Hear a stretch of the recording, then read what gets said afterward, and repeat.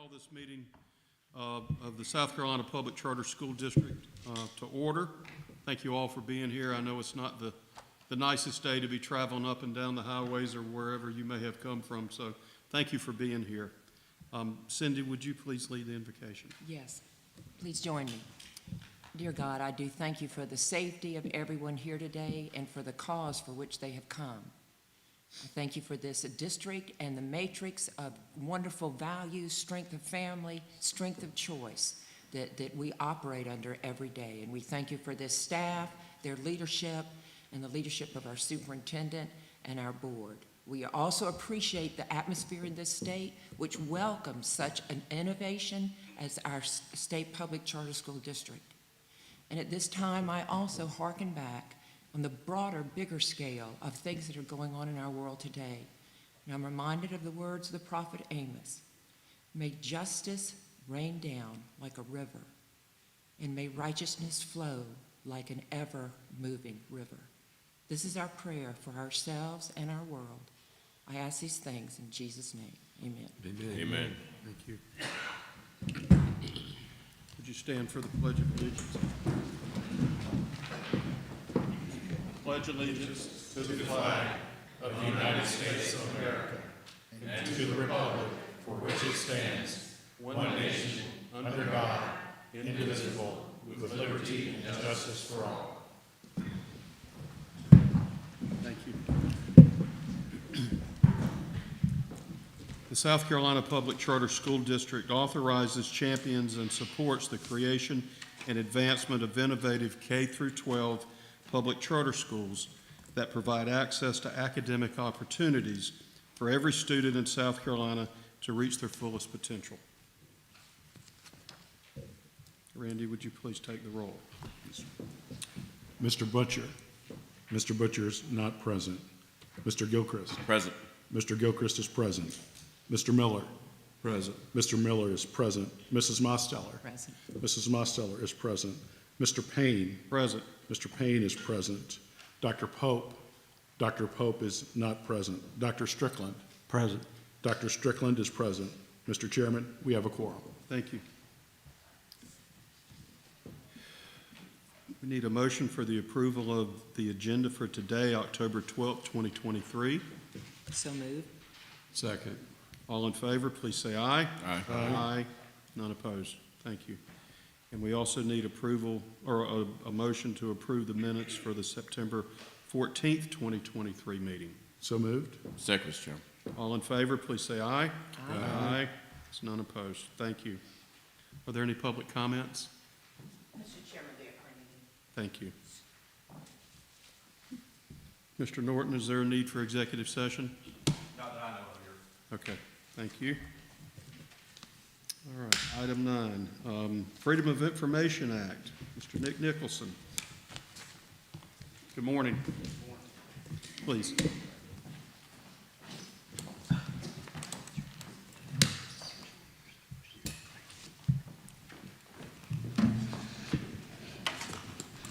Mr. Chairman, ladies and gentlemen of the board, Mr. Neely, good morning.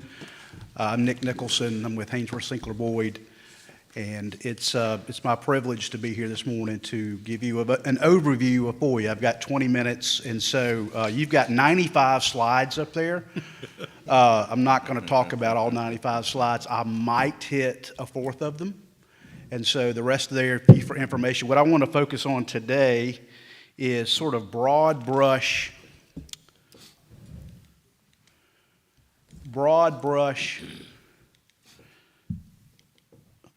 policies and philosophies behind FOIA for you as a board. You as a board, you're not responding to individual FOIA requests, but you do need to know what FOIA is all about, the Freedom of Information Act, what it's all about, what are the policies that underlie it.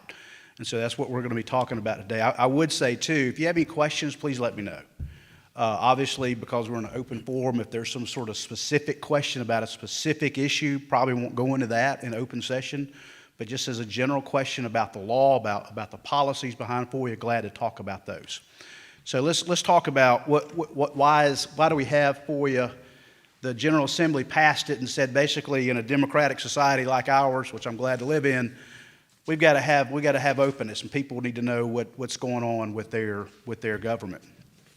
And so, toward that end, the provisions of this chapter will be construed to make it possible for citizens to learn and report fully to the activities of their public officials at a minimum cost or delay to the people who are seeking it. Basically, what that means is that you're going to liberally construe anything you see in FOIA. So you go back to the old baseball adage, the tie goes to the runner. When in doubt, there needs to be a public disclosure of information. Okay, now there's going to be some caveats to that, important caveats that we're going to talk about. And I always think there's particularly important caveats when you talk about schools and when you talk about the children who go to those schools. Okay, so of course a charter school is subject to FOIA. It's very clear in the law, in the Charter School Act. A public body there's a very broad definition of public body, and if there's one thing I could stress today, it's the breadth of the Freedom of Information Act. It's very broad. It's very wide open. And so you're going to see, that's what I want to focus on today.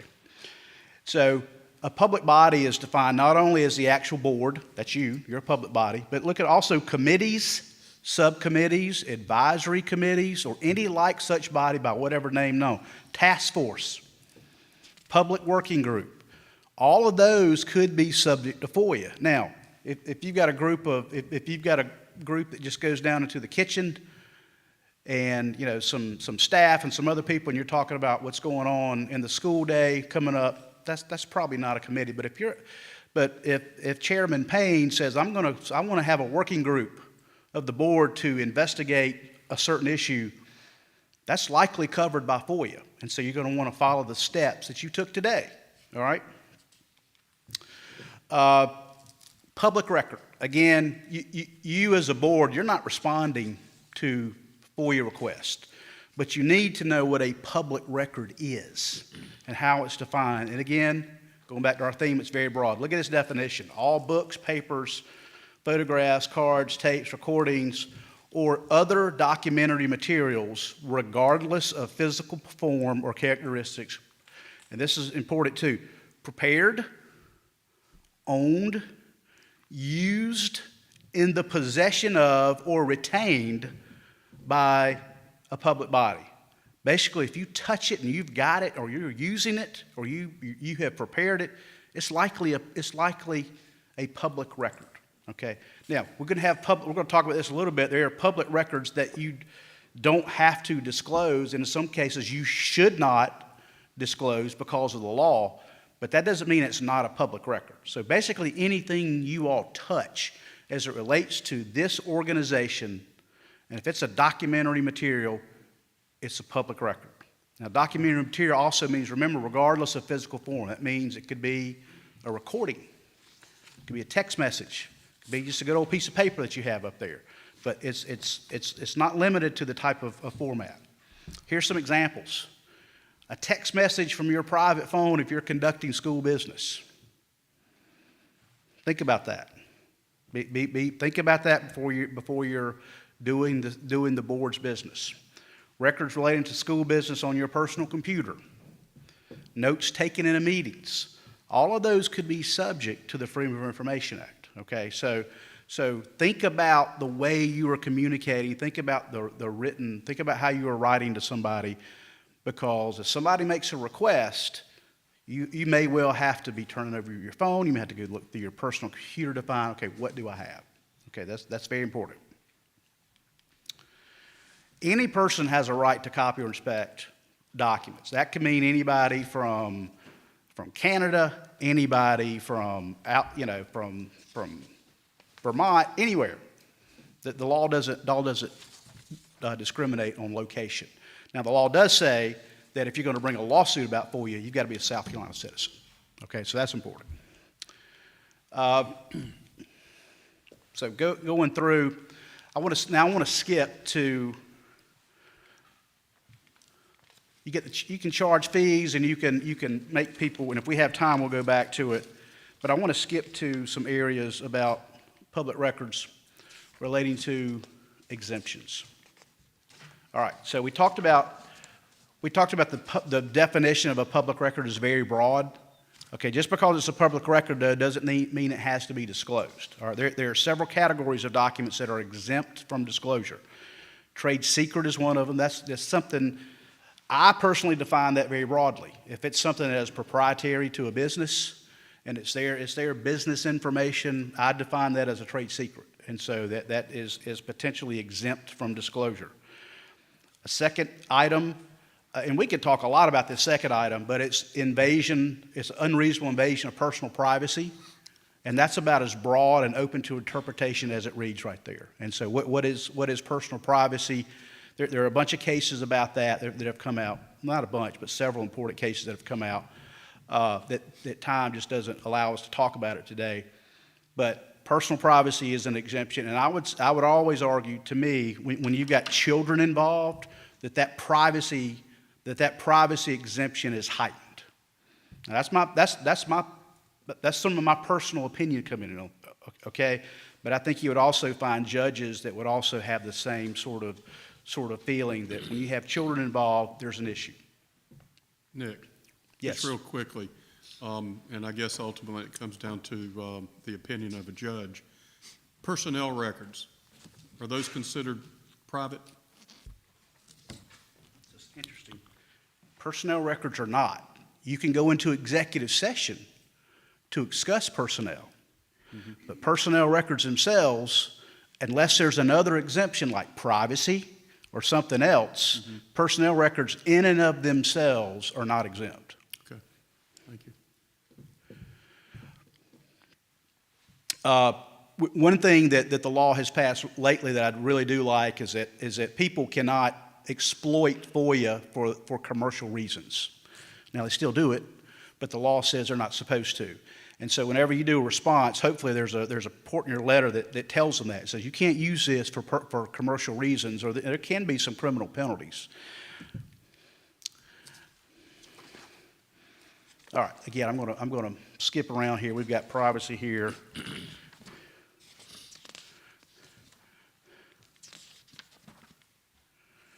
All right, here's some other examples of things that are items that are specifically exempted by statute or other pieces of law are also exempted from FOIA. So an obvious example is HIPAA, the Health Insurance Portability and Accountability Act, basically information related to health information. If somebody asks, does a FOIA request, and Chairman Payne, let's talk about your personnel example. Somebody asks for a personnel record, and within that personnel record, there may be some materials related to a person's, they've had some treatment, or they had some insurance record or something.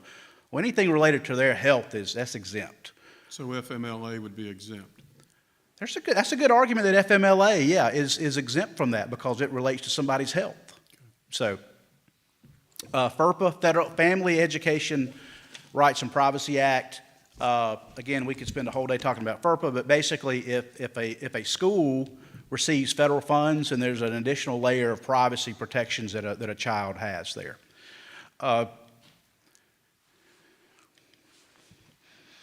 Documents of proposed contractual arrangements. If you are negotiating a contract with somebody, that is exempt. You don't have to produce that. Once the contract is signed, it's a public document. And so you have to produce it unless there's some sort of proprietary information there. If there's proprietary information, you can redact it out and not show it. All right. There's also an exemption for compensation. It's such a broad and sort of the exception sort of swallows the whole. I'm not even going to go about that. You basically have to disclose what people make. All right, and so that's it for, and then a very important one, any correspondence or work product that would violate attorney-client relationships. So obviously, with your legal counsel, you're having email discussions with your legal counsel, that is protected. One thing I always advise clients is on an attorney-client communication, though, it's fine for members of the board, Director Neely, to talk to Mr. Norton. If a third party gets involved, though, in that discussion, it could waive the privilege. So always be careful when you're communicating with your lawyer and you want to keep that privilege. Make sure it's just people basically within the house, right, within the group. And so, I would always just consult with your lawyer to make sure that if you're going to copy somebody else on an email outside of the group, make sure it's okay before you do that. All right, let's skip on. I want to make sure we are getting to. I do want to briefly. This doesn't really apply to you as a board, your staff. Any governmental body staff should have a template, a response template ready to go, where you have an initial response to a Freedom of Information Act request that lays out what sort of charges you're gonna levy, you know, how that's gonna go, and it just makes it easier. It makes it very much easier. Chris. Nick, what about folks that try to FOIA the district from out of state who are not South Carolina citizens? They can do it. They can do it. The issue, I will tell you, a lot of people are, a lot of them are vendors, and they try to aggregate information from all over the country and then sell that information, you know, particularly procurement information. And again, I'm not going to delve into it because there's, you know, it's pretty boring, really, and there's some other things we need to talk about. But basically, you can charge anybody money for collecting data and for how long it costs. And so it's got to be reasonable, but you can charge them that money. And so typically the way I've devised clients, and it typically works, these people, they don't want to really pay any money. They're just doing these. I mean, they're sending out thousands of requests all over the country to aggregate information. And a lot of the information they ask for, they go, oh, we just want electronic, just dump it in a spreadsheet and send it to us. It's not going to take long. Well, it does take long. You can't just go into somebody's system and dump data that way without searching for it. And typically it will take a long time, and it's going to be a pretty big bill. And so my philosophy always, rather than making the taxpayer pay for that time to collect those, make them pay for it. And the law allows you to let them pay for it. And you don't even have to start searching until they pay you a 25% down payment of those costs. All right, and all that's in the materials there that you can look at. But yeah, unfortunately, Mr. Neely, you got to respond if they pay the money. Now again, if they say you haven't responded correctly, they don't really have standing to sue you in court because they're not from South Carolina. Okay.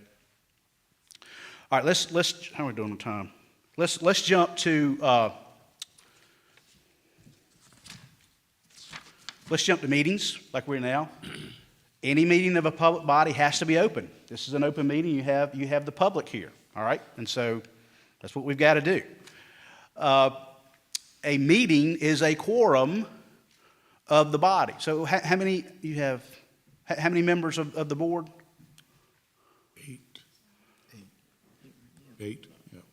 8. Okay, so whatever that quorum is of your body.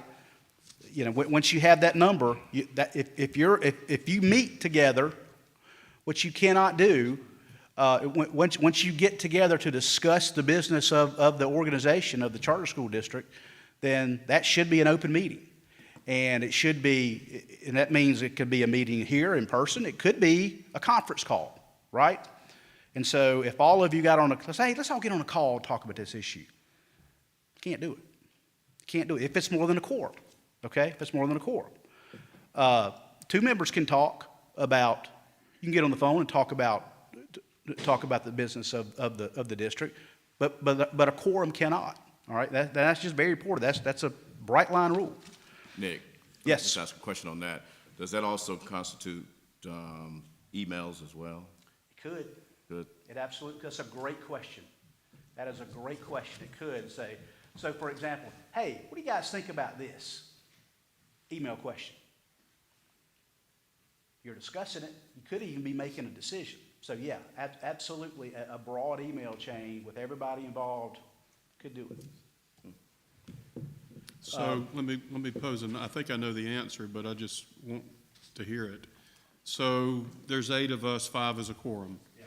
We're at a conference in Colorado, so we're all there, but 5 of us decide to go to dinner.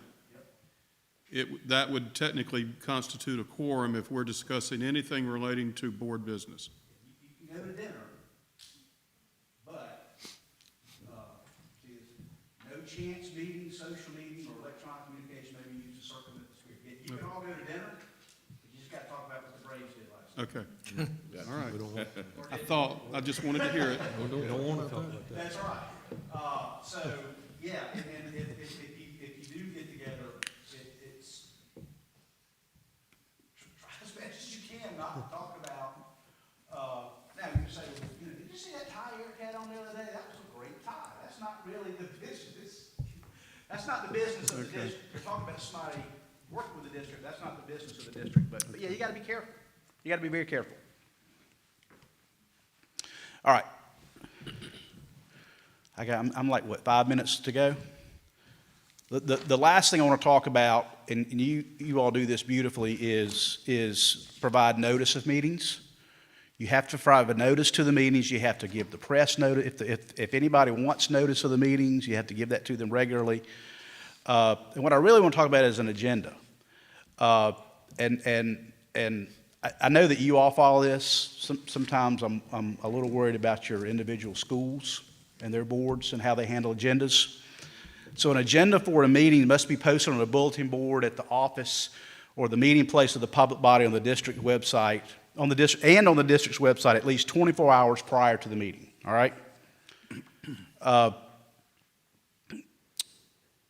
And if you don't have a website, obviously you don't have to put it on a website, but most people have websites now. If you have a website, it has to be posted on the website 24 hours, okay?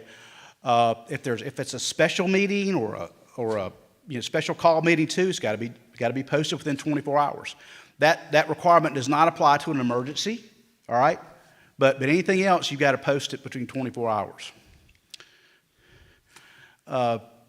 This is also, I always forget about this. Where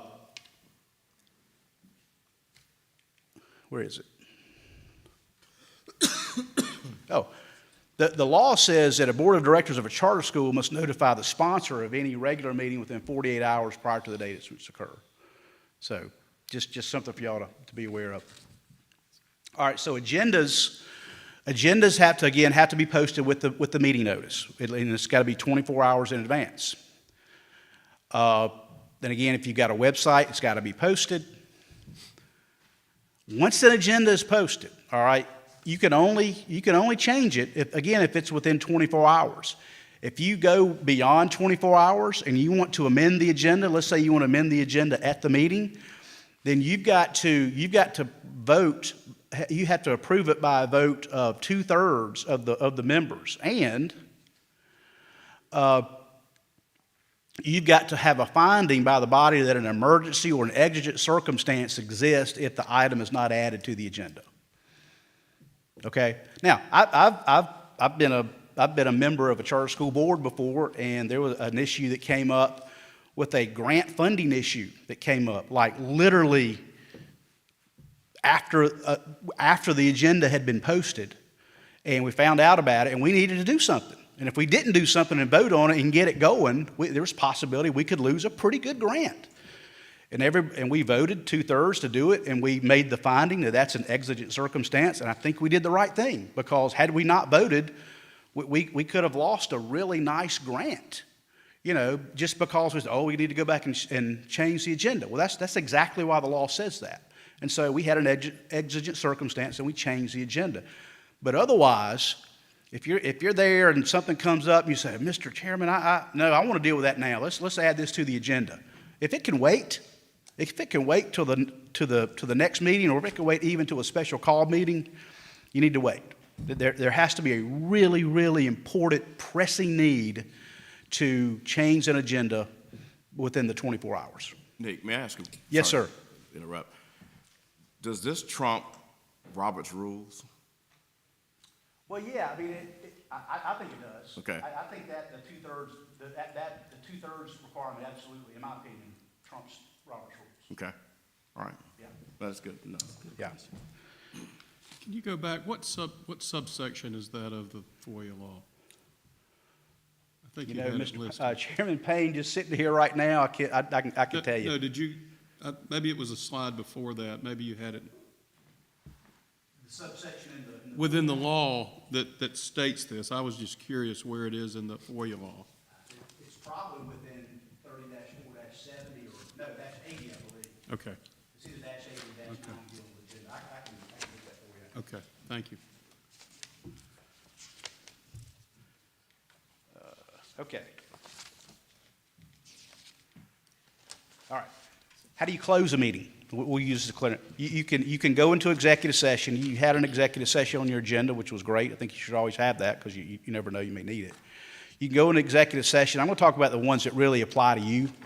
There are really just two of them. The number one is Mr. Payne talked about personnel records. Those aren't exempt, but discussing employment, anything regarding employment, anything regarding a student, you may go into executive session to discuss that. Also, you don't even really have to, when you're either posting an agenda or making a motion to go into executive session, you don't even have to name the person. Okay, you don't have to name the employee, you don't have to name the student when you're going into executive session, all right? The other reason for going into executive session, again, that's most applicable to you all, is if you want to talk about a contract, you know, if you had contractual negotiations, or really anything involving legal advice. Go in there, get some legal advice, be it regarding the contract, regarding maybe a potential lawsuit that you may need to bring or is being brought against us. Maybe it's a potential claim that you don't want to turn into a lawsuit, but you want some legal advice. How do we deal with this? That's the perfect time to go in executive session. This is important. Before going into executive session, you have to vote on an executive session and announce the specific purpose of the executive session. I've got some slides up here that talked about that, but a very quick story.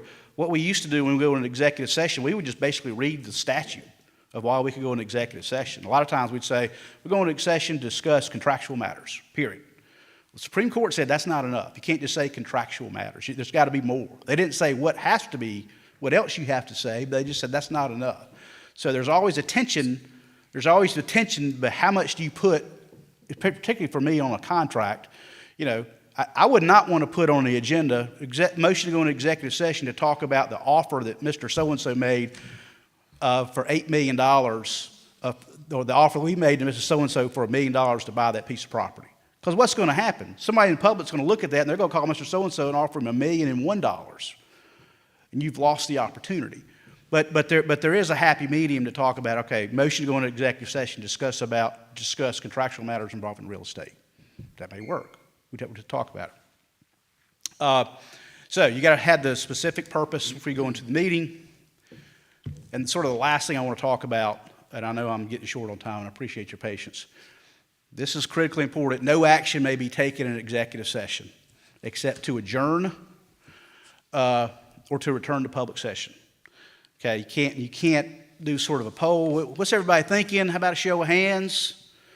Or don't say anything if you're not opposed to it, you know. And that's tough, right? Because when you go into executive session, you're wanting to talk about things and really learn and sort of and talk about a contract or talk about some legal advice, but really need to refrain from basically you all making a decision. You know, you can be in an executive session and say, well, this is what I feel about it. I'm just going to say what I feel. But to commit everybody to a vote, we can't do that. All actions of the public body have to be done out here so the public can see you.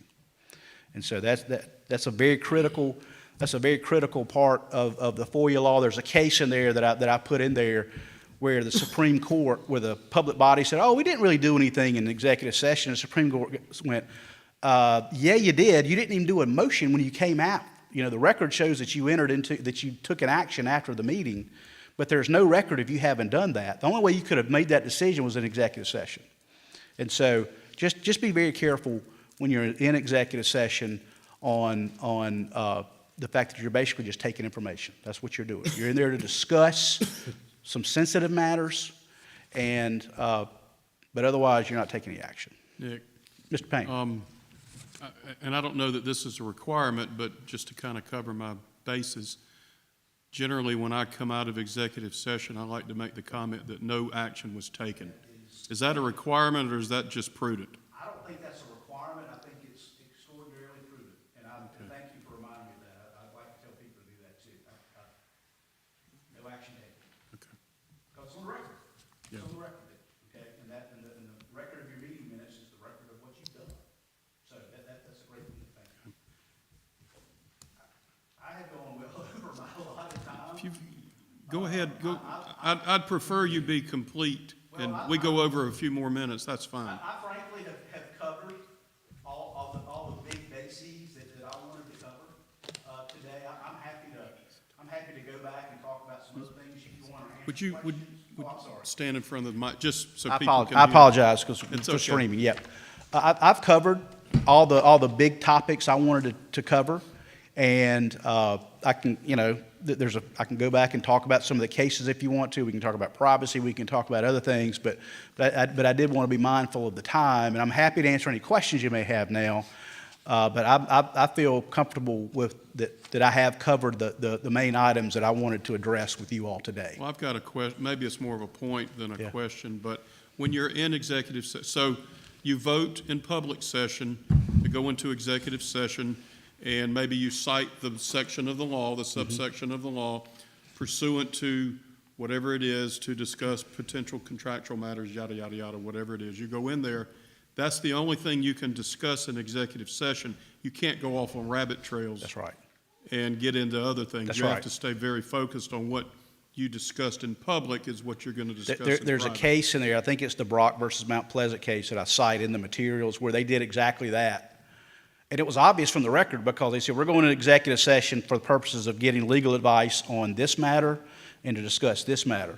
Well, they came out of executive session and they voted on another matter. And people are going, where'd that come from? Yeah. Well, they talked about it in executive session. And so the Supreme Court said, you can't do that. Yeah. It's got to be, if you're going to, you've got to, it's the specific announcement of what you have. And I think that's one of the reasons the court has gone back from saying you can't just say to go discuss contractual matters. Because if you did that, you could discuss up to, 100 contracts. If you just say discussing contractual matters, you've got to sort of give us the specific purpose for each one. Now, you may have 10 contracts you want to talk about. I would say that. We're going to go in executive session to talk about 10 contracts. They involve the following subjects. Again, I don't think you ought to be too disclosive and too descriptive because you're then doing away with the reason you go into executive session. But yeah, there's got to be that specific purpose, one purpose. You can have several items in executive session, but have a purpose for each one of them. Okay, thank you. Mr. Chairman? So why don't we open it up to the board? Any questions that the board members may have? I have a question that I think is odd, but I don't know, the nomenclature might be a little, I might be being a little broad, but under number 2, discussions related to proposed contractual agreements. For many scenarios, that would be a purchase of land or the hiring, but contractual in our paradigm would cover all of our schools. I mean, we're in a charter That's with right. them. That's exactly right. So can you just comment to us, the breadth of that as it opposed to the contract that we have with our Yeah. Oh, you're schools? right. It is. When we talk about contractual arrangements, it is incredibly broad. It can be a contract for services. It can be a contract with one of your schools.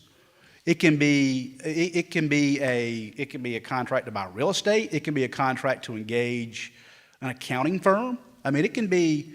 It's incredibly broad.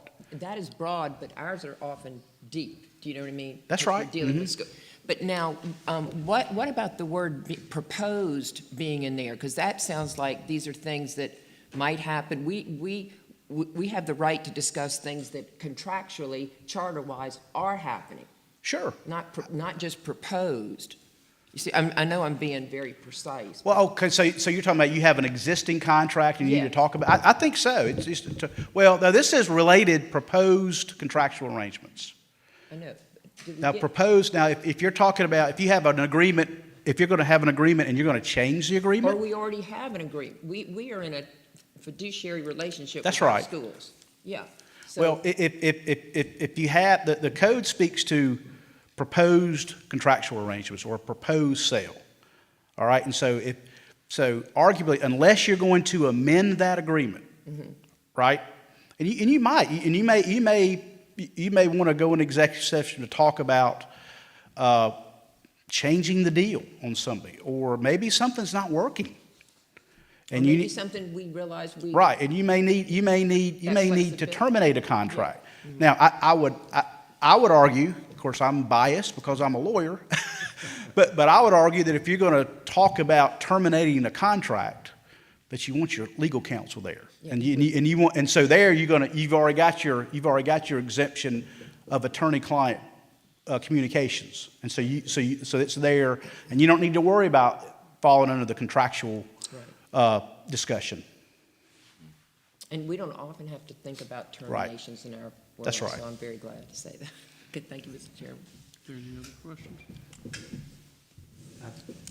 The point that you made about executive session staying on track, I think it's something that's very, it was a great point. And as a former superintendent, you know, some board members and Chris probably look at us and say, we're the same way.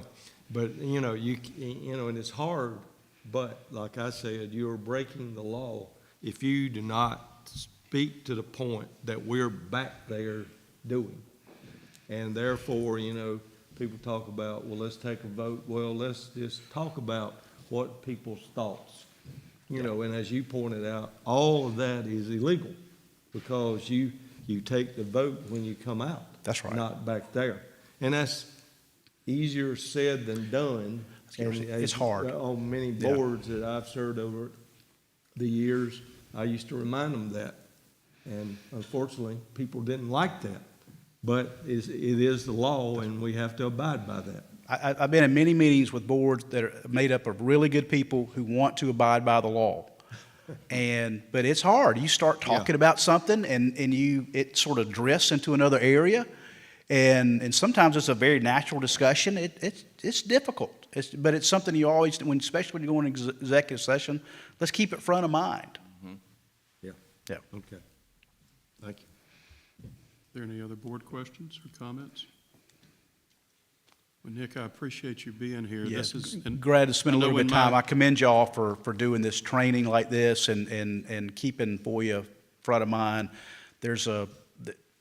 FOIA's out there and people know about it and they're using it, and I would say some people are abusing it, but it's there. I'm glad we have it. Sometimes I'm not, but I am. But I'm glad we have it at the end of the day, and I commend y'all for keeping it front of mind this way.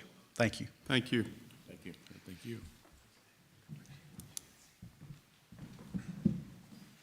All right, Mr. Page, Policy Subcommittee report. Thank you, Mr. Chairman. On behalf of the Policy Subcommittee, I'm pleased to make this report to the full board today.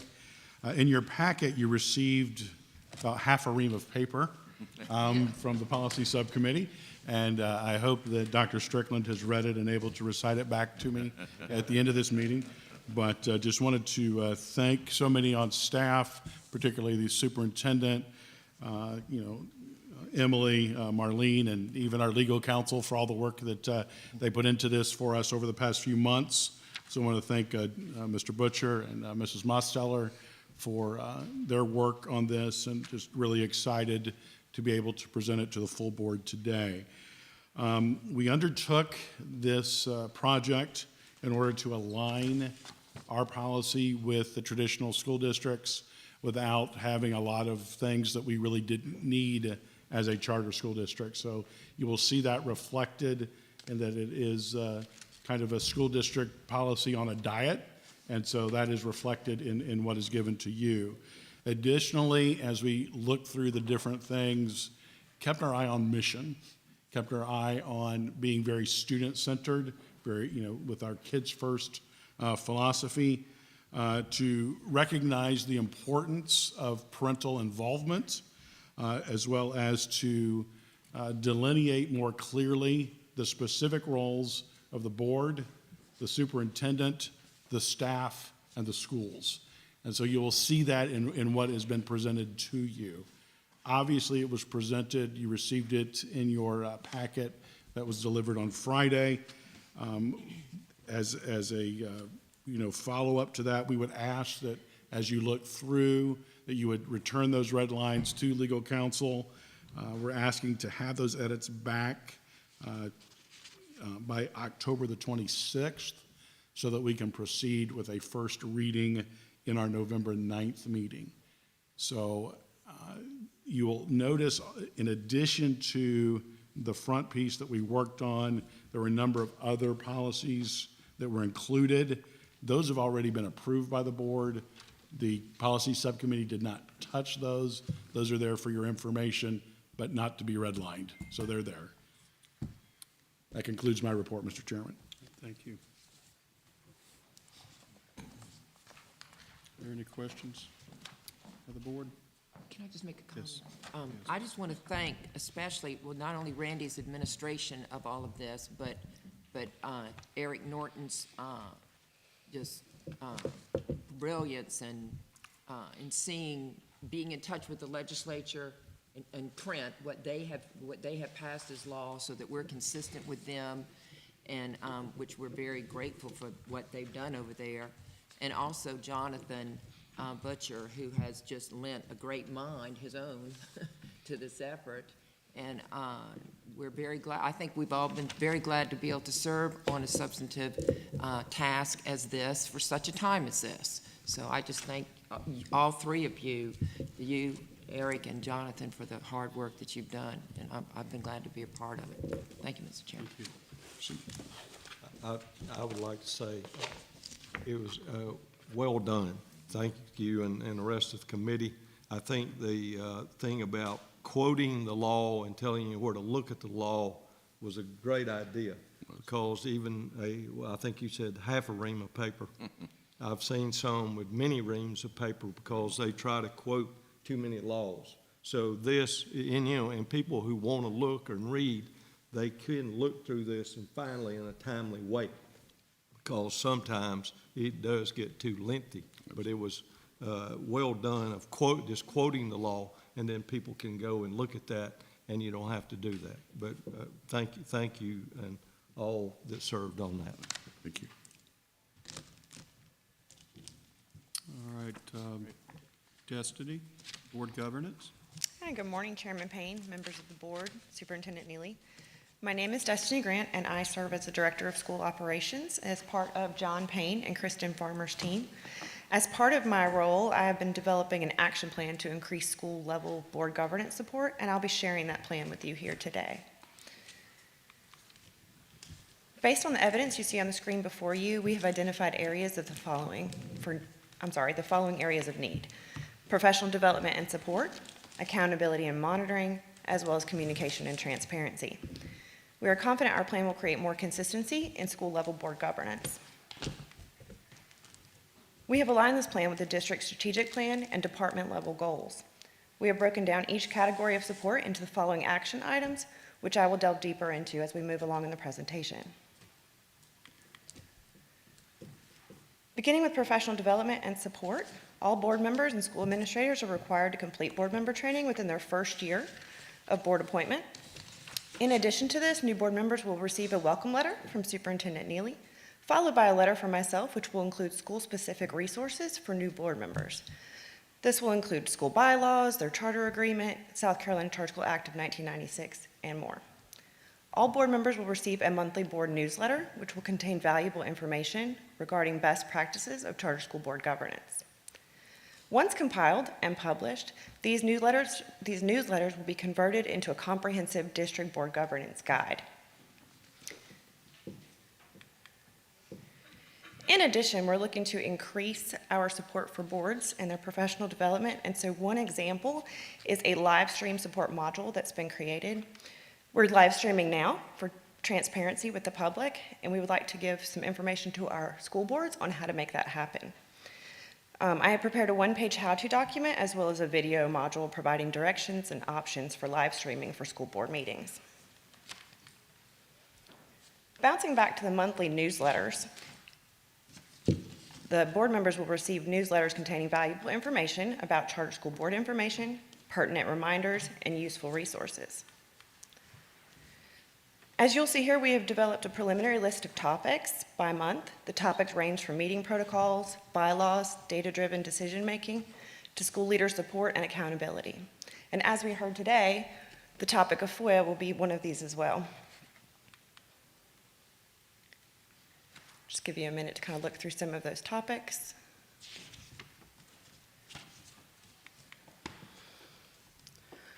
Our team is also considering some other items, such as a board member highlight section. We would really like to celebrate our school board members as they contribute their expertise and their time to their local school boards. We also plan to survey school board members after a few of the editions of the newsletters have been published in order to gauge their level of usefulness, learn what topics our readers would like to see more about in future editions, and also allow them to contribute to the newsletters. Looking to the future, we aspire to create video series on various professional development topics for school board members centered around board governance and best practices.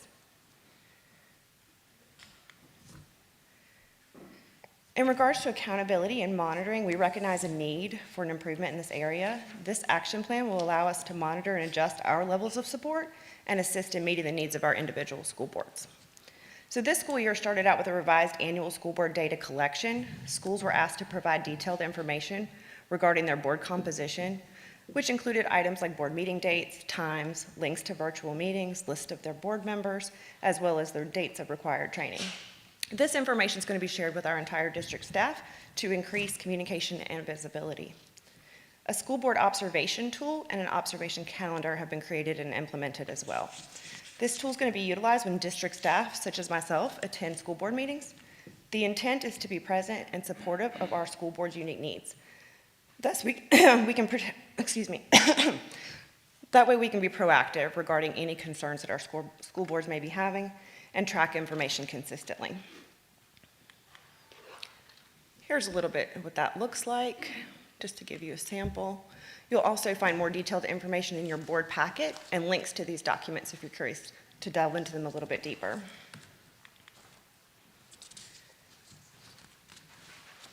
Here on the right side of the screen, you'll see a sample of the compliance tracker and, compliance triage and monitoring.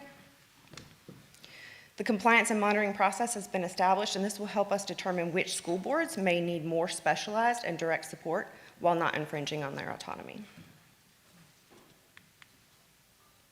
I would love to hear your thoughts and ideas and answer any questions that you may have, and I appreciate your time this morning.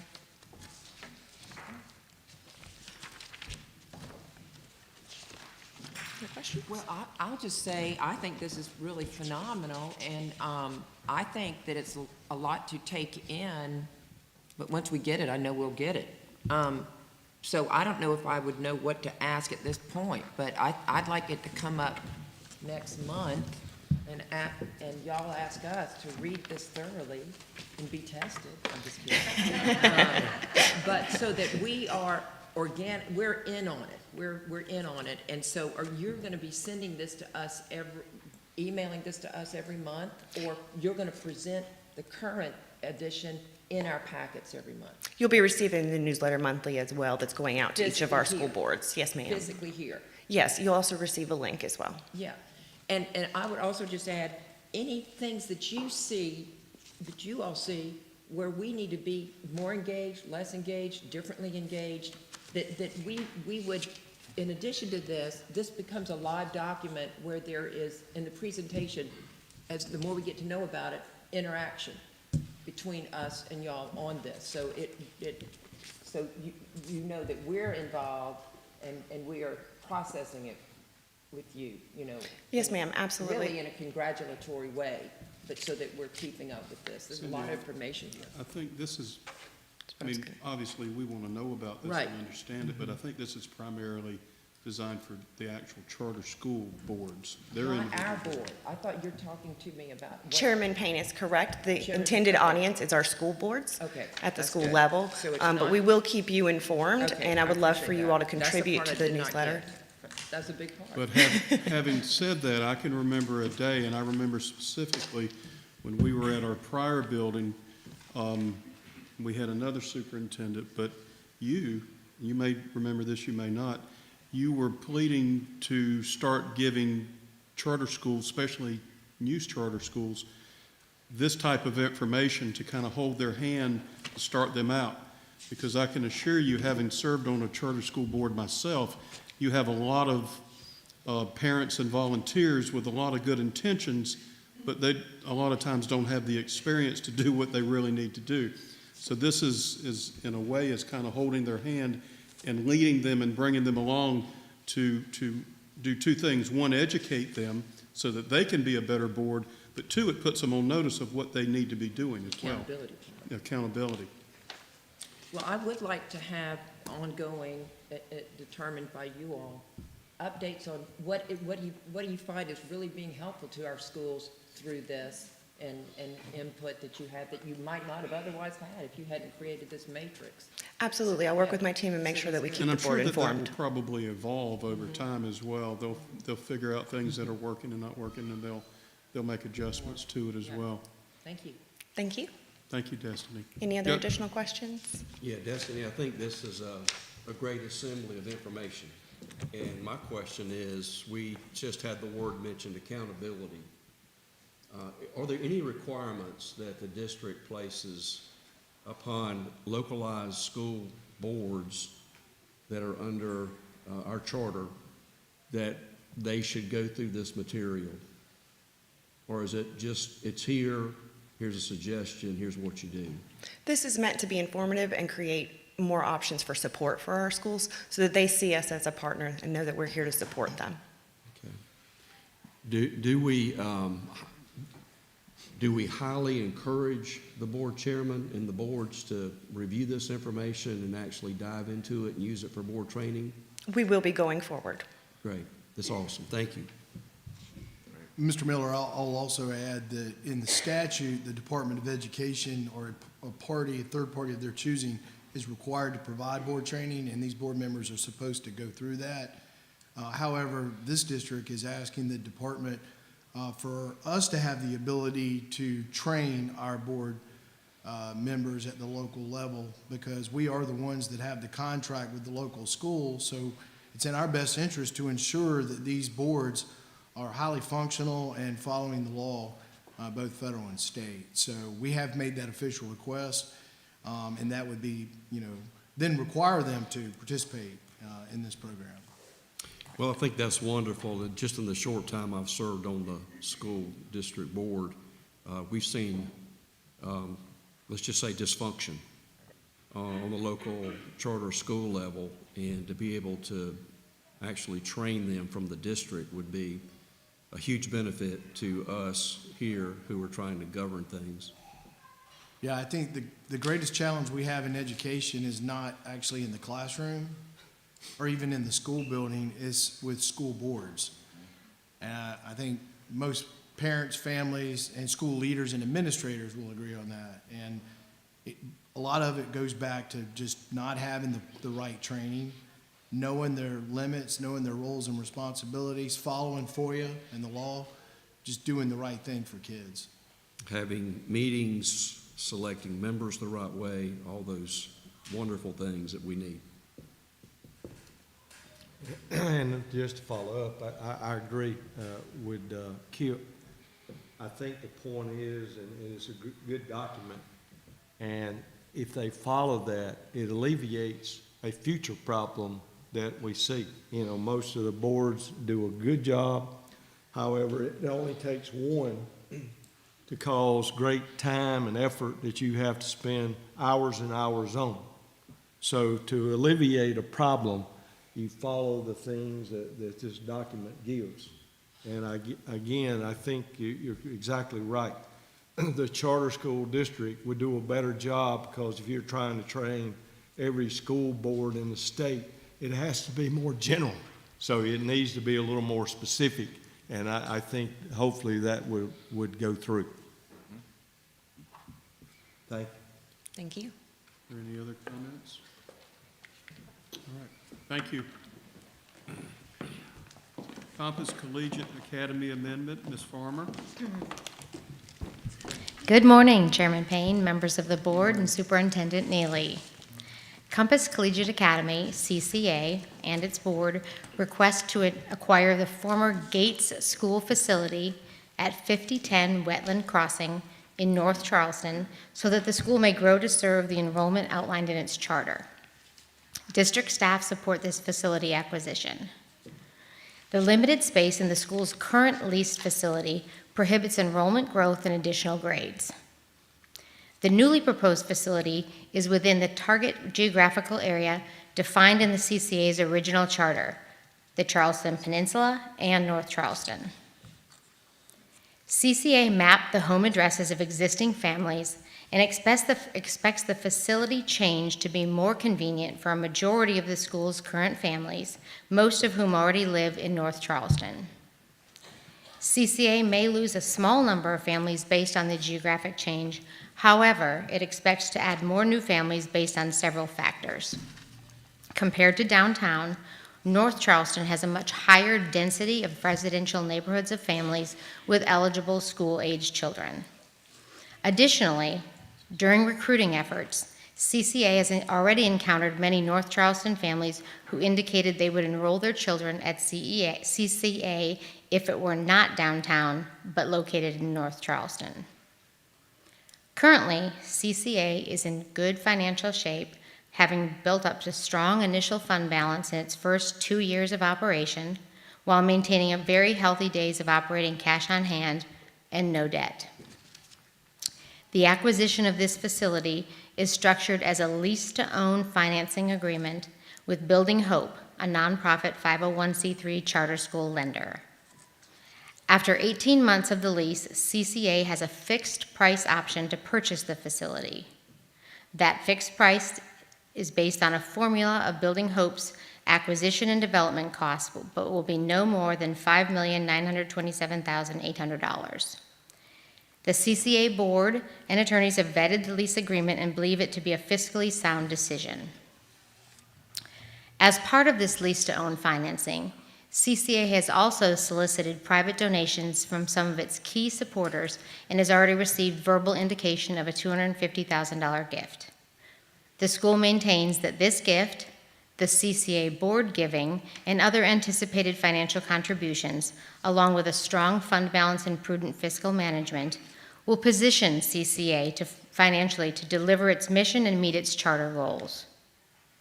You have the district finance review and the school's financial documents in your amendment packets, and CCA's revised budget, architectural plans, and the draft lease agreement included in the Google folder that was shared with the board. District staff recommends approval of Compass Collegiate Academy's facilities amendment. Here today to answer any questions the board may have are Compass's board chair, Hunter Schimpf, and Allison Seraphin from Building Hope, the school's lending partner. Thank you. Thank you. All right, before we can proceed, I'll need a motion. I make a motion to Speak- approve. Can you, I make a motion to approve staff's recommendation. second? Thank All you. right. Got a motion and a second. Is there any board discussion? Are there any questions? Go ahead. I have one quick Cindy? question. I was there, I guess now, 2 years ago, I cannot recall, but it was very precious and strong. It's wonderful when you have both those silos at the top of their game. How do the parents feel that have their children currently in this location? What will be the transportation or the burden or not a burden for most of them to get to the new location?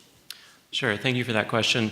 Most of our families already live in North Charleston, That's what I so thought. in actuality, it'll be more convenient and a shorter commute. If you know Charleston traffic, Yeah. which has grown in recent years, the commute from North Charleston to downtown is not very convenient in the morning, so many of our families are excited. And we looked at, we're going to be able to pick up other families in North Charleston. They're excited. So part of the issue of why we're looking to acquire this facility is we're using every square inch of our existing facility, which is the Greek Orthodox Church downtown. It's 6,000 square feet with 115 students right now. So we literally have no more space to add more grades or more capacity. It's sort of the nature of opening a new charter school with no capital funds. But we've kind of history of where we were. We opened during the pandemic, and to the discussion of kind of the board comments earlier, we as board members take our fiduciary duty very seriously because we are stewards of taxpayer dollars. And so we started out leasing, and it's been fine, and we've been able to grow.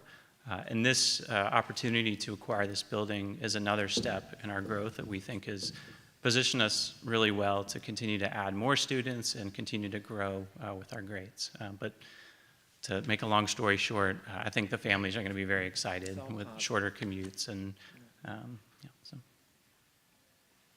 Thank you. I think that was the first time I heard Chris Neely maybe sing to a class or something like that. He did something. He's welcome to come back. Encore. Yeah, We're also he did looking for a something with the Spanish mic. teacher. If Mr. Neely can come teach our Spanish class, we'd be happy to have him do that. I did not do so well in Spanish. Thank you. Thank you, Mr. Chairman.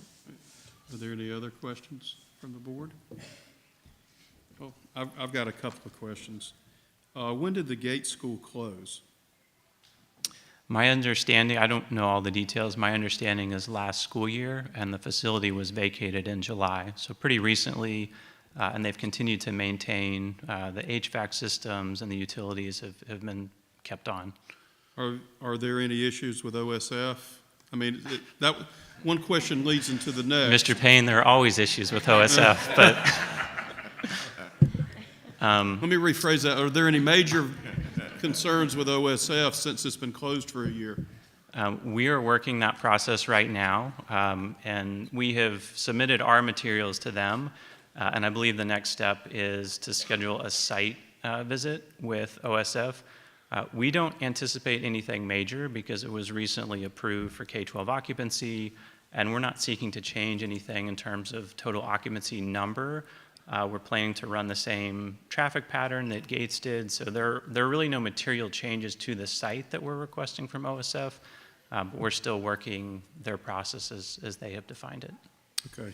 And the last question I have, I see a lot of numbers in this presentation on building cost and amount that you receive per pupil and $250,000 gift, but what I don't see is what will be the change in the cost of the facility from where you are to where you want to go? That's a great question.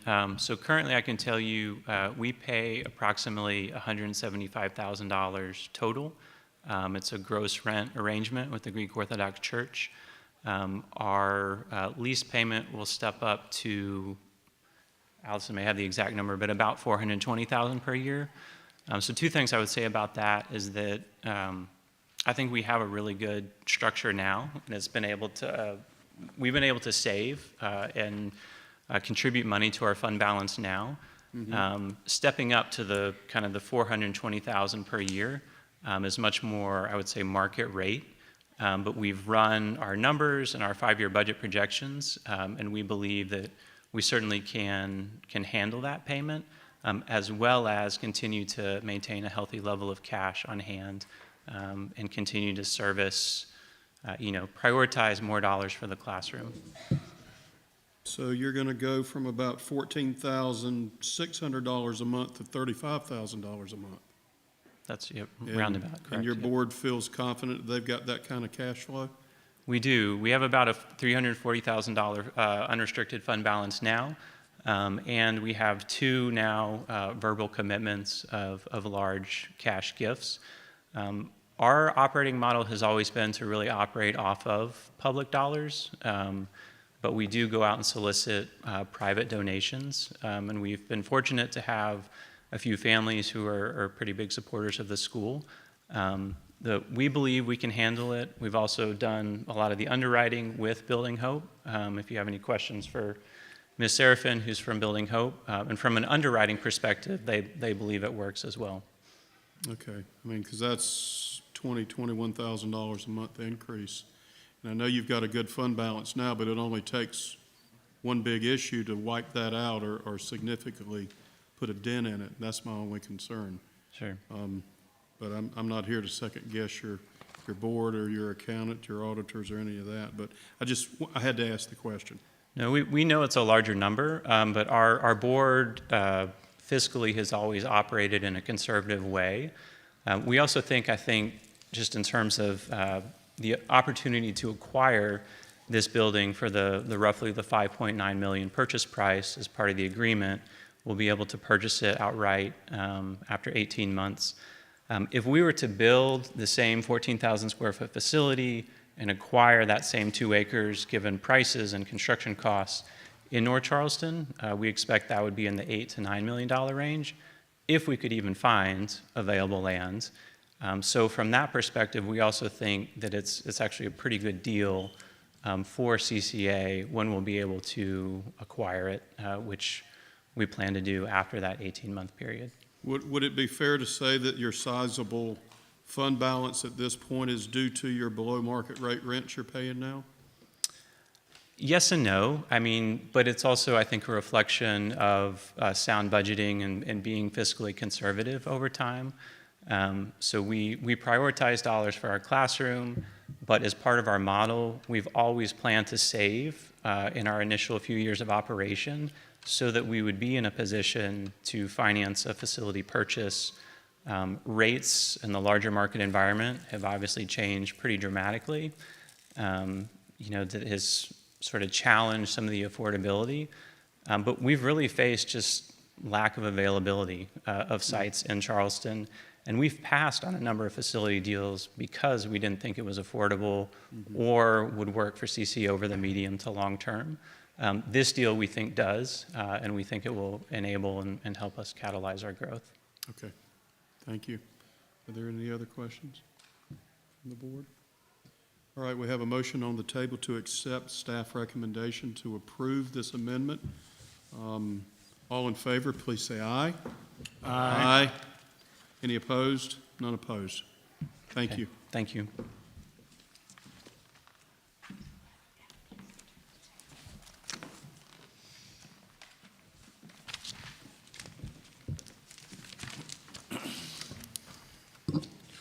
Hi, Nick. The August 2023 financial report, please. Good morning, Mr. Chairman and Board of Trustees. At the end of August, we expect 83.33% of the budget to be remaining. We are currently at 82.41%. This next financial statement is the district-wide revenue versus expenditures. Year-to-date for August, we've received $27,561,000 in revenue, and we've had $27,589,000 in expenditures for a net loss of $28,204. On the next document is our district office revenues versus expenditures only. For the month of August, we brought in $335,800. We had total expenditures of $359,560 for a net loss for the month of August of $23,759 and a total net loss for the year of $61,020. I want to point out that the revenue is a little bit lower because this is based off of our projections and not our 5-day update. The 5-day update will come in September. On our next financial statement is a breakdown of expenditures by department. For leadership, there was total expenditures of $286,994. Total expenditures for sponsor performance of $98,909. Total expenditures for support and implementation of $136,149. And then total expenditures for finance of $193,932 for total expenditures across the district of $715,985. On my next report is the breakout of state funding for the month of August. We received total state funding of $16,285,000. I wanted to point out the state aid to classrooms of $16,176,000. So that is approximately 99.33% of the funding that we received comes through the state aid to classrooms funding formula. Mr. Chairman, this concludes my August financial report. All right. Thank you. We need a motion to proceed. Mr. Chairman, I'd like to make a motion that we accept the August 2023 report as presented. Second. All right, second. We've got a motion and a second. Are there any questions for Nick? All right. All in favor of the motion to accept the August 2023 financial report, please say aye. Aye. Aye. It's none opposed. Just real quick, any updates on the audit or everything we proceeding? Yes, sir. There's two main updates. We'll go over the district office first. We are currently finishing up sampling revenue. I spoke with our lead auditor yesterday, and they anticipate drafting financial statements next week. And our target completion is the end of October. At the worst-case scenario, we're looking at the first week of November. The second update is at the school level. The school deadline to submit their audits to us is Monday. We sent out reminder communication this week, and as of this morning, we've received 6 school audits. Thank you. Any additional questions? Oh, thank you. All right, thank you. All right. Support and implementation update, Emily Baker.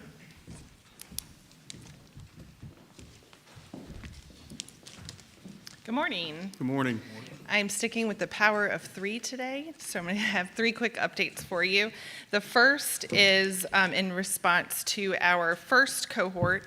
We have successfully held our first session of CLIC, which, as you remember, we introduced this to you this summer, is the Charter Leadership Instructional Conservatory. So we have entered into a partnership with Clemson University's College of Education. We currently have 15 participants in cohort 1. Those are representing 5 different schools, and we also have 1 district staff member that's participating in that training. The first session was held in our office just a couple of weeks ago, led by Dr. Kelly Pugh, who is a professor at Clemson University. Those 2 courses, the 15 participants will complete Instructional Leadership 1 this fall, and they'll complete Instructional Leadership 2 this spring. And if they so choose, those students may then enter into a graduate program if they have additional interest there. The first session was really cool. It leaned on StrengthsFinder. For those of you that are familiar with Clifton StrengthsFinder, it really helped each of these instructional leadership team members identify their personal strengths and be able to reflect on their instructional leadership team member colleagues, their strengths, and how they can kind of work and problem solve and push forward together. The second is Charter Inspire. So this past spring, we had a state board approval for a district-wide alternative certification pathway for educators. Charter Inspire is starting off small, but we want to do this right, and we hope that it builds and grows into something mighty. So right now, there are 4 schools that are state approved to offer Charter Inspire on their campus. They are able to certify educators in 10 different certification areas. We currently have an amendment to grow that by another 2 certification areas. There are currently 2 active participants in Charter Inspire. Those are both employed at Legacy Early College. I believe that the numbers are small because the state approval came in the spring, kind of mid-hiring season. So we're anticipating growth in this offering this next coming school year. I'll tell you that Virginia Burroughs at Legacy and myself receive inquiries from educators looking to join this program very regularly. And the last, Susan Howard is joining me today. I am pleased to let you know and inform you that we are one of 5 districts in the state of South Carolina that are a part of a 5-year, $10 million federal grant. This grant is called the South Carolina Pathways Project, yet another acronym for your list, the SCPP. This is looking at, for the next 5 years, innovative ways to move forward our state diploma offerings for students with disabilities. This is something that Susan actually went to OSIS, the Office of Special Education Services, and said, hey, we're looking at doing some innovative things with diplomas. And Peter Koip, the new leader of OSIS, said, why don't you come with me? We've got something going on. So because of that outreach, we are now part of this project, and we're looking forward to that partnership and seeing what we can accomplish alongside 4 other districts in our state in the next 5 years. And that is all I have for you this morning. If you have any questions. I have just 2 questions. One is, Cindy. I'll ask the second question first. How are the parents of these special needs children responding to all of this? I bet this is a new world for them. At this time, since it's a brand-new offering of an accepted grant, we don't have, I know there's been press releases and different information provided, but at this time, I know that the Office of Special Ed Services is working with the federal government to get all the specifics ironed out before they start stakeholder engagement. But we anticipate, or we were told that before the end of this calendar year, we will have those meetings and those opportunities then to iron out at the stakeholder level at this state to be able to have that discussion of what this is going to really look like. So do parents know that this might be coming yet, or it's? I'm sure they do. It's been in press releases. I know I've seen news articles about it, and I even forwarded to our team in the Charleston area, there was something on the news about it. So I know it's out there, but I can only imagine with the discrepancy gap of student graduation rates and then students with disability graduation rates, that there is a lot of anticipation and excitement. Yeah. And let me ask, if I may, could you just give me one example? I know this is an alternative certification pathway, but in what I know it's alternative, obviously, but can you comment to me what it means that it's alternative? Yeah. Because it's valid and it's certified, but it's alternative. So Right. I'd just like to know the nature of State it. Department has a list of state board approved alternative certification pathways for educators. Okay, that essentially means that you can be employed in a public school, it could be charter or traditional, in South Carolina, and you're working toward not a diploma, a certificate, a teaching certificate in the state while you're working. So you already have a degree in the content area, but you did not have the educational component of your bachelor's or graduate degree. So they're kind of getting that pedagogy, real hands-on opportunity while employed within a school as a teacher of record. And so the numbers on that of people interested, that's very significant because Yes. that impacts their income, right? Yes, their and they are status. certified, once they're in that program, they're certified through Charter Inspire, that certification pathway, for their first 3 years. Then they move into a professional certificate, just like Anyone? other educator. That's great. Okay. Thank you, Mr. Chair. Any other? All right, thank you. All right, thank you. Mr. Neely, Superintendent's update.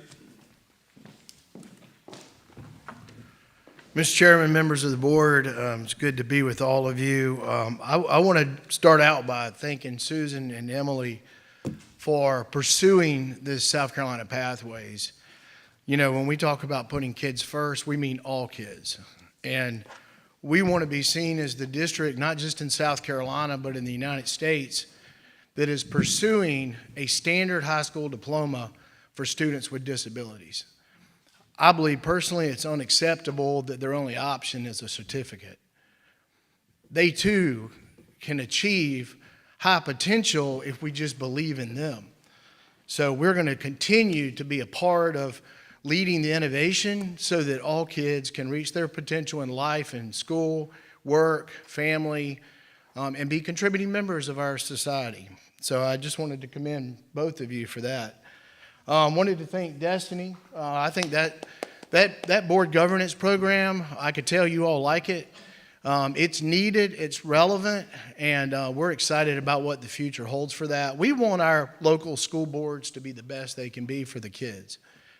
And we have seen a lot of issues, board governance issues, not just in our state, but across the country when it comes to school boards. So we're going to continue to collaborate with the department. Hopefully they will give us the green light to be able to conduct our own trainings so that we can be engaged with them in a personal relationship to provide meaningful support that's relevant, to help them lead their schools in a very effective way, and to be there for their school leaders who are running the operations of the school. Also, I think it's great that we had Nick Nicholson here.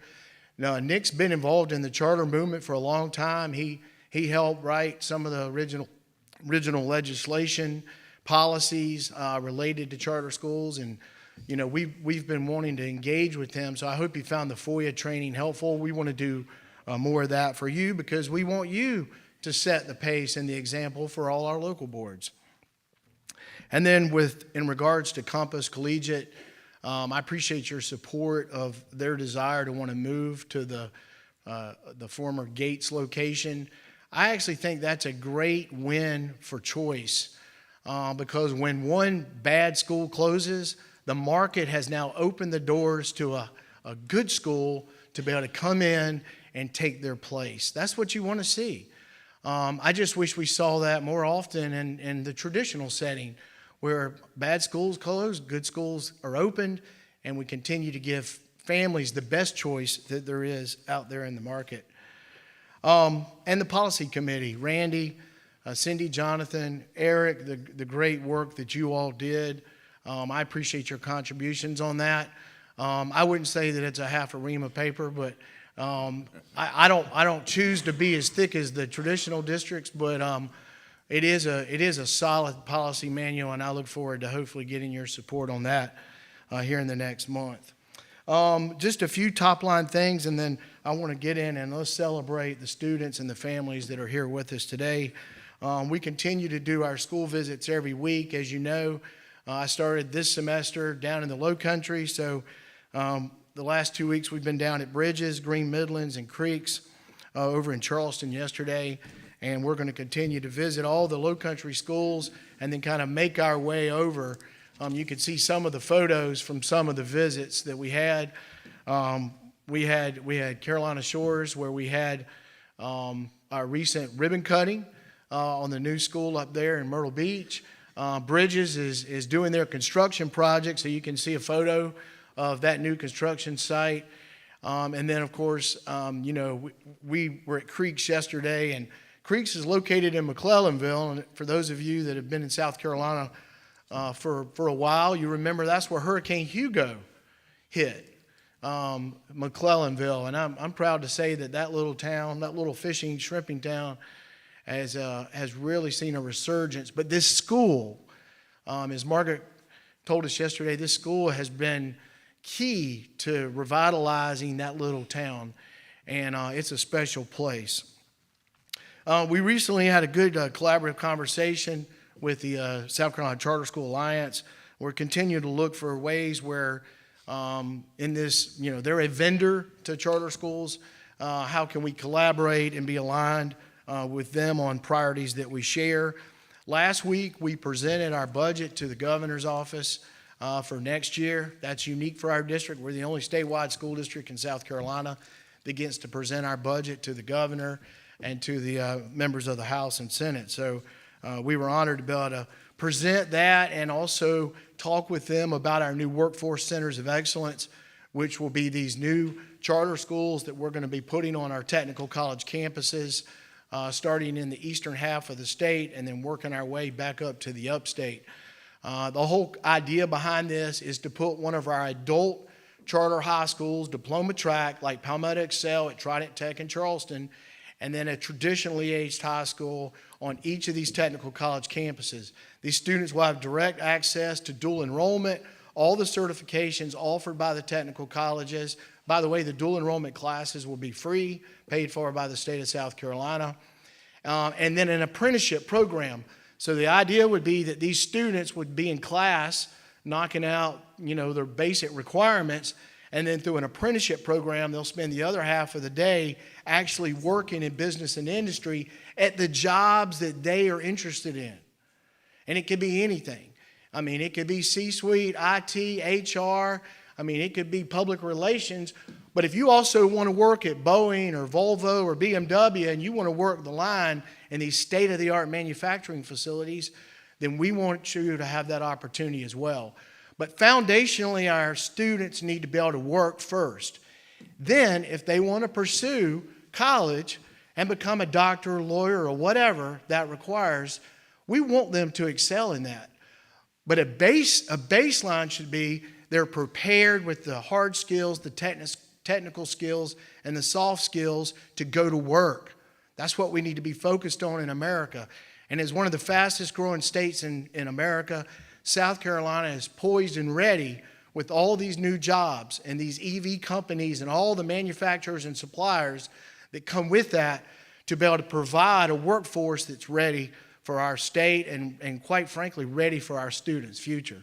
Chris, can I just briefly interrupt you, and I just, and I've said this before to the board, and I'll say it to our guest, this is going to revolutionize education in this state. I don't know if people have really thought about it, because some people are just hearing about it. This is going to revolutionize higher education in this state. I've mentioned to Chris in the past, and I can give you a good example. I know an 18-year-old young man just finished high school. He's my son's age. He's from the Darlington County area. This young man, he's not a kid, he's a grown man. He's going to go to the local technical college, and he's going to get the basic education that he needs, but he's going to go through a certification program for welding and maintenance and things of that nature. And he's going to walk into a job at a local steel company, and by the age 20 or 21, this young man's going to be making $100,000 a year. And he's going to have no debt. But he's going to go basically straight from the high school classroom into the workforce making six figures. Think about how that's going to economic development. Think about how it's the corridor of shame, the opportunity, the corridor of opportunity, how it can transform that, and with those workers that they're going to be available, how that's going to bring more. Because think about it, through the corridor, you've probably got a lot less, or gotten a lot more land and resources that are a lot less expensive, say down in Charleston or Greenville or places where there's more development. But it's going to revolutionize this state in more than one way, and I'm excited to be on the tip of the spear of this. So, anyway, continue. I just wanted to say that. Well, that's a great point, Mr. Chairman. And just in the last few weeks, we've met with Tim Hardy, the president of the South Carolina Technical College System. He's all on board. He wants all of our charter schools to have access to free dual enrolled classes for our students. So we're working with them on a plan for those schools that we have that are not located close to a technical college. How can we give those kids access to college courses, but also the certifications, the training, the credentials, and the apprenticeships, so that they too can have access to the jobs of the future here in our state. We've also met with the governor's office. We're working directly with the speaker's office on this whole project, so it's very exciting. And then Stan Davis, who you all know from Greenville, has worked with us on our strategic plan. Well, he's working with us on this strategic plan, and we'll have a document we'll be presenting to the General Assembly here in about 3 weeks that advocates for this, and even some policy solutions which could potentially include tax credits for companies in South Carolina to give our schools an apprenticeship. Imagine if we put a charter school co-located on the site of one of our manufacturers, like Volvo or Boeing, any company. We could give benefits at the state level to those companies to then provide classrooms, space, and facilities so that we could have these new innovative charter schools located there. And then I'll also say last week, we got invited to participate in the Governor's Commanders Conference. So all the base commanders of the military bases in South Carolina, we were able to be there. I'm proud to say that Governor McMaster, when he led off the conference, started talking about our district and Liberty Steam Charter School over in Sumter and the great impact it's having for military families. So we're in conversations now with several base commanders about either expanding our charter schools to reach the military, or even putting our schools on the site of our military bases like Fort Jackson, Shaw Air Force Base, down in Beaufort, the Marine Corps Air Station, and so forth. So more to come on that. We will give a presentation at one of our future board meetings on the plan that we're submitting to the General Assembly. We've been meeting too with like chambers. So last week we were the Myrtle Beach Chamber talking with them about this idea, and they were talking about how, Horry County is one of the fastest growing counties in South Carolina. A lot of people are moving into Horry County from all over the country, and a lot of these folks are retirees. So we've got to import other people from other counties into Horry County to work in the tourism industry, culinary jobs, and things like that. So we want to work with Horry Georgetown Tech on what would it look like to expand their culinary program. in partnership with Coastal Carolina University. It's all about partnerships. It's all about working with stakeholders. And I'm just so proud of the fact that our district was chosen to lead this effort in South Carolina so that we're aligned with the priorities of the governor, the General Assembly, and the economy. And we want all our people to be prosperous. We are continuing our conversations with USC's College of Education regarding our teacher recruitment retention program. You hear a lot about teacher recruitment programs and the problems we have with the teacher shortage and things like that.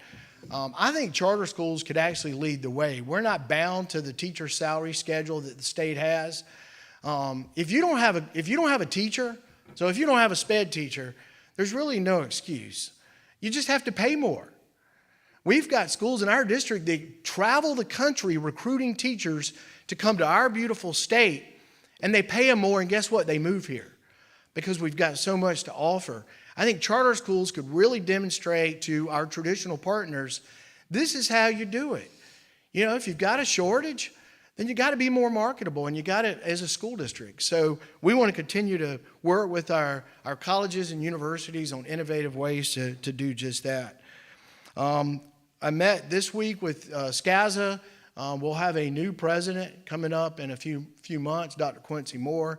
I want to thank Dr. Strickland for connecting the two of us. She came here the other day, and we just had a great collaborative conversation about charter schools, school choice, and putting kids first. And so I'm really excited to work with Dr. Moore and help her as she takes the reins over at SCASA. As you know, our district's very involved in SCASA and their SEAL program, their conferences and trainings, because we've got to build the next bench of administrators, school leaders in our district, just like all districts. And so they've been great partners in doing that. I want to thank those of you that came to the Kids First Conference a couple weeks ago. Here's some photos from the conference. It was outstanding. It was down at the Columbia Convention Center. We had over 450 participants. Collectively, between us and the Charter Institute of Erskine, we raised over $150,000 to pay for the conference itself so that we didn't have to use public money for the conference. And no one was charged. So it was free for all the participants. That's the way we want to do things, to offer meaningful, relevant training and conferences and make it so that it's affordable and it doesn't cost our schools anything. The Kids First podcast this week, we had Doug Adamatis from Greenville Tech Charter High School. He teaches their aviation program. As you know, in the aviation field in America, there's a shortage of pilots, but also a shortage of mechanics, drone pilots, and so forth. And of course, we've got a fairly sizable aviation industry in South Carolina now with Boeing and Lockheed Martin up in Greenville. So they're teaching a very relevant program where these high school students can graduate from high school, go right into the aviation program. Many of them, they already have their pilot's license.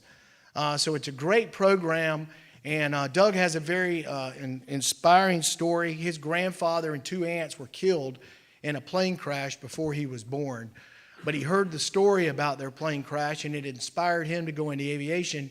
And now, from the ashes of that tragedy in his family's life, he's now inspiring other young people through his passion for aviation to go into aviation as well. And again, that's a workforce issue. So we want our schools to continue to be intentional in that way. And of course, the Kids First radio show every Tuesday at 5:30 on 100.7 The Point with Kevin Cohen. We continue to spotlight every week our school leaders. And then I'll also say that don't forget our School Leaders Summit is coming up November 14th right here at the district office. I'd like to see all of the board members here if possible. Our school leaders will be here. We'll have members of our local school boards. It's an opportunity for you to build relations with them because you don't have a whole lot of contact with them unless they're here. And so I would just encourage you to do that. And then finally, the state report cards came out this week, and I'm proud to say that the district continues to improve. Our graduation rate's now over 88% as a district. We outpace the state in every single metric. We see deficiencies in math. just like the rest of the state, but we still outpaced everybody. And then our subgroups outpaced the state. So our students with disabilities, our pupils in poverty, and our students of color all outpaced South Carolina data statewide in ELA and math and on the EOC. So we're very excited about the performance of our schools, the fact that we've come so far on the graduation rate in the last 5 years. It wasn't that long ago, guys, 6 years ago, where we were in the about 61% on graduation rate. So the fact that we're now over 88% speaks great volumes.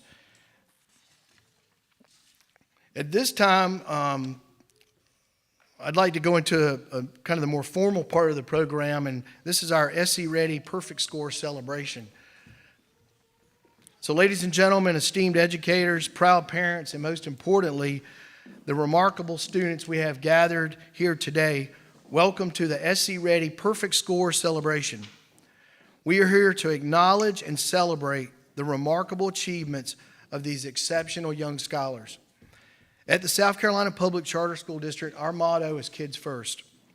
Today's event perfectly exemplifies the essence of that motto. The SE Ready assessment serves as a crucial measure of student performance, aligning with the South Carolina College and Career Ready standards, embodying the fundamental knowledge and skills that our schools are committed to impart and our students are determined to master. This year, the South Carolina Public Charter School District is proud to recognize students from various schools in our district who have achieved a perfect score in the 2023 SE Ready assessments. For these students, this is a remarkable accomplishment, representing their unwavering dedication and commitment to excellence. From East Point Academy, Green Charter School Greenville, Green Charter School Spartanburg, High Point Academy, Riverwalk Academy, and York Prep Academy, these students have not only excelled in their respected subjects, but they have set an inspiring example for their peers. Their perfect scores signify not just academic achievement, but also the embodiment of our Kids First motto, demonstrating their commitment to their own education and the education of their fellow students. The dedication and hard work of these students, as well as the unwavering support and encouragement from their families, teachers, and peers, have played a pivotal role in their outstanding achievements. So at this time, we will call each student forward to be recognized. Once all students have been recognized, we will ask the board and all students to join me center stage for a photo of this momentous occasion. So congratulations to all the students and schools receiving recognition today. Your achievements are indeed exceptional, and your futures are bright. Thank you, and now we'll bring the students forward. All right, students, this is how this is going to work as we get set here.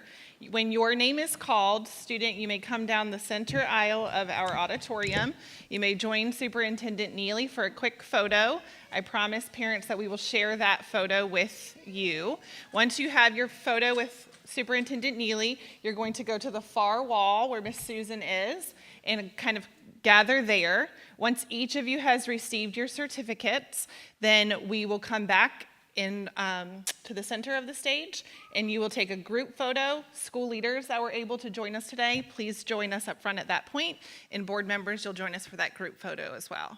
Okay, students, I know that you are perfect and you are here to be recognized as perfect today, but I am not perfect. So if I mispronounce your name, I ask you to politely correct me at lunch today.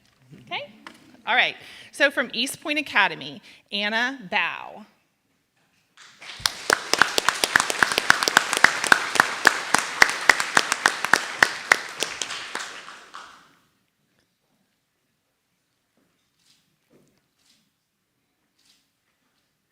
Sienna Jones.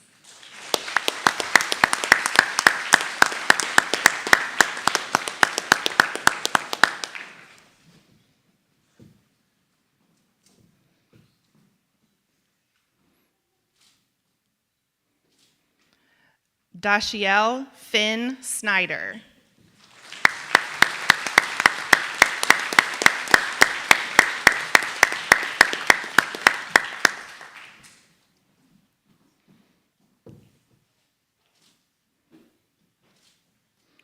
Yuan Zhang.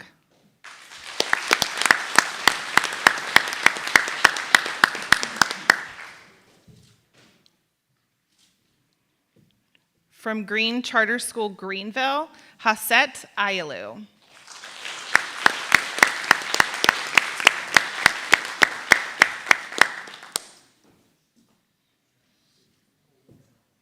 Haset has received 2 perfect certificates.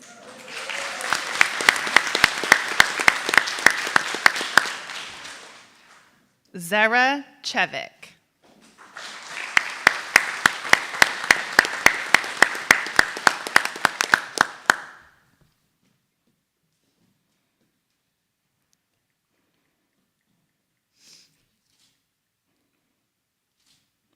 Nolan Shea.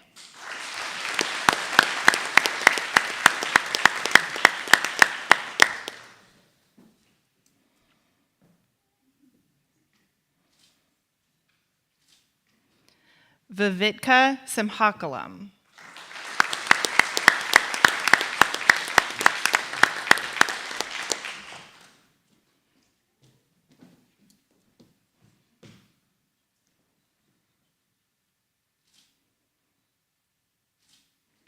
Christopher Simonelli.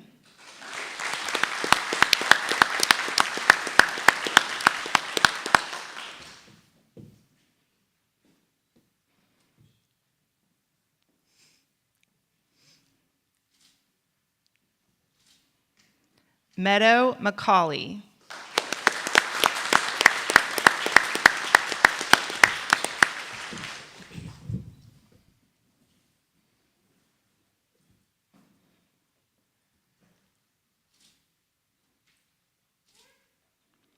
Corbin Whittam.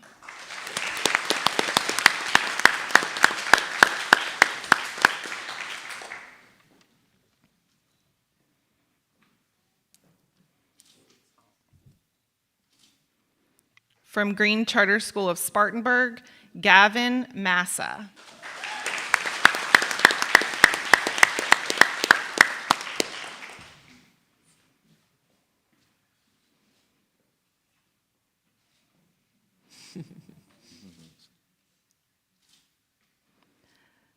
Miley Montgomery.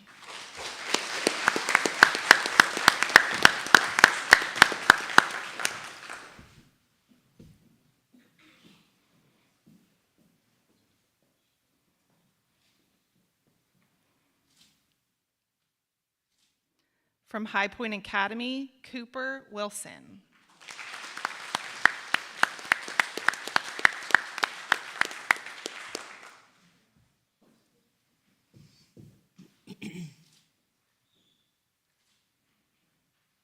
From Riverwalk Academy, Lucas Spell.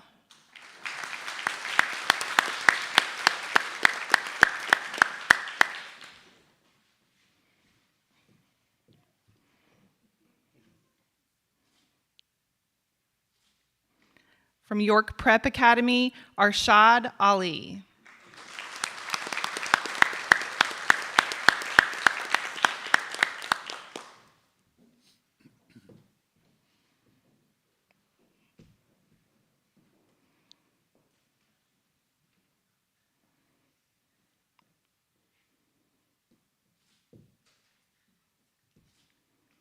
Luke Egner.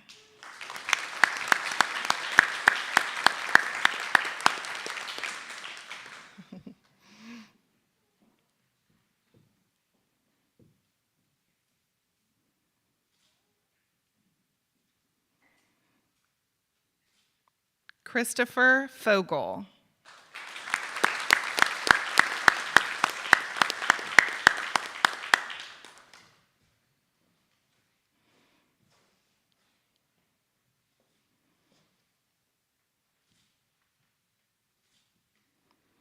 Adam Henson.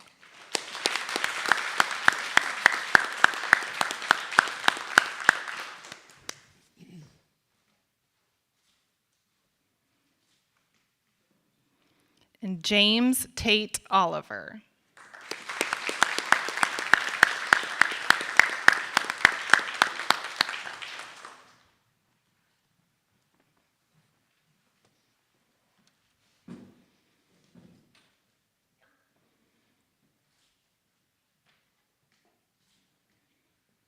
All right, we're going to take a group photo. School leaders that were able to join us, please come forward. Board members, please come down.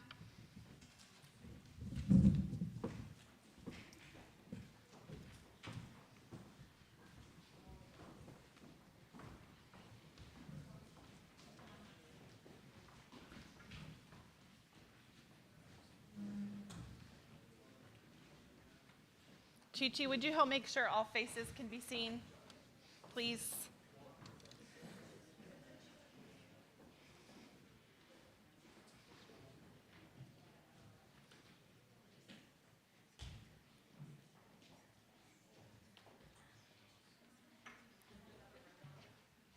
Yeah, let's do a second row, yes.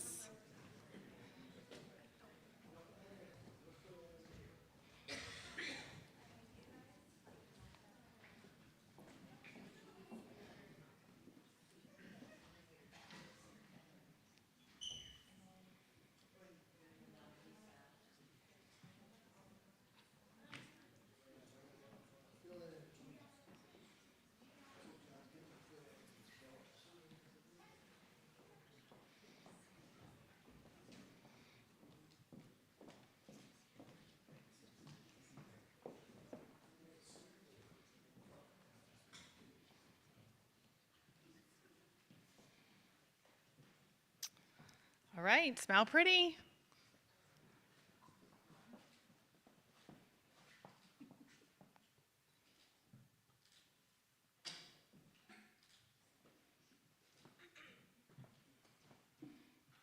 I'm gonna let Drew get a couple more.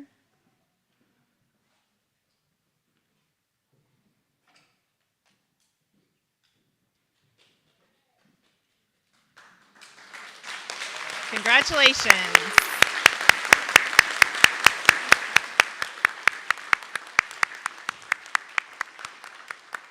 Congratulations. Students, you may join back at your seats. You may join your family. Families, feel free at the conclusion of the board meeting today, which will happen in just a minute here. You may stay and take photos as you please. We also have a backdrop in the back. We can move this step and repeat if you'd like to use this backdrop as well.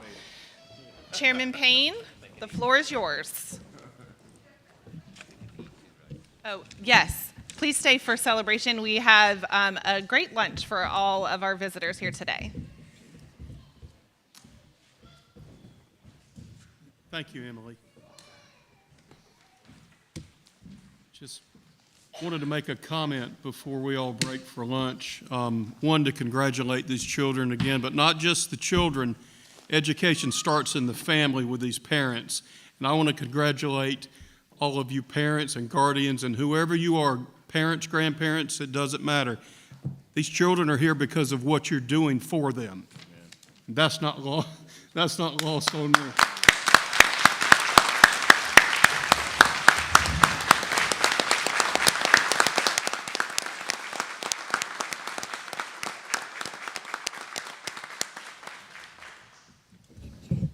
And considering I'm the only thing standing between you and a meal, I'll be very short. We as a board and as an administration, sometimes, we get in our own little silo and we have blinders on and we're worried about budgets and personnel and legislature and laws and all of these other things. But look at these children. I'm talking to my board right now, just to remind us, this is why we do what we do. And that's not lost on me. And I just want to congratulate you again. Congratulate you children, and again, congratulate you parents, grandparents, guardians, whoever you are that are guiding these children. These are the next leaders of our state and our nation. So congratulations. And with that, we will adjourn.